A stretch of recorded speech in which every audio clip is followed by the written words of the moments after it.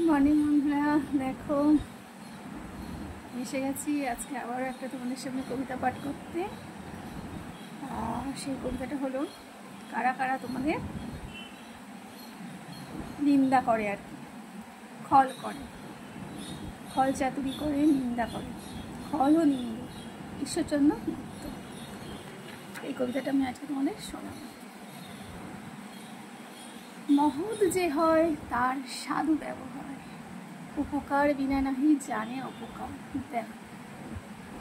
দেখো কুঠার করে চন্দন ছেদন, চন্দন সুবাস তারি করে বিতরণ।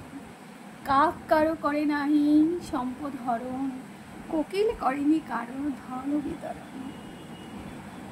কাকের কঠোর বিষ, কাকের কঠোর রব বিষ লাগে কানে, কোকিল অখিল প্রিয় সুমধুর গানে।